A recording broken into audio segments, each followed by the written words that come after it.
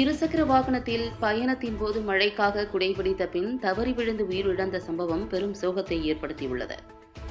காஞ்சிபுரம் மாவட்டம் உத்திரமேரூர் வட்டம் கடல்மங்கலம் ஊராட்சி சமத்துவபுரம் குளத்தங்கரை தெருவைச் சேர்ந்த காமாட்சி. இவர் ராமகிருஷ்ணா மிஷன் மேல்நிலைப் பள்ளியில் சமையலராக அரசு பணியில் உள்ளார்.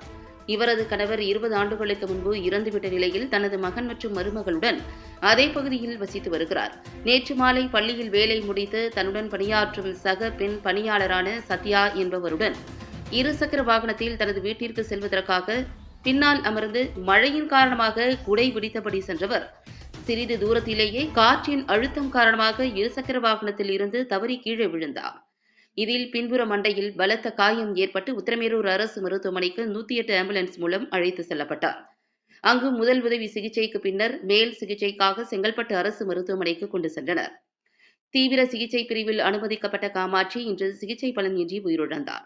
அரசு மருத்துவமனையில் உடற்கூறு ஆய்வுகள் முடிவடைந்த நிலையில் குடும்பத்தாரிடம் அவரது உடல் ஒப்படைக்கப்பட்டது.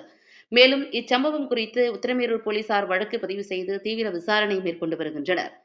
காலை பணிக்கு சென்ற காமாட்சி மறுதினம் சடலமாக வந்த துயர சம்பவம் சமத்துவபுரம் பகுதியில் பெரும் சோகத்தை ஏற்படுத்தியிருக்கிறது.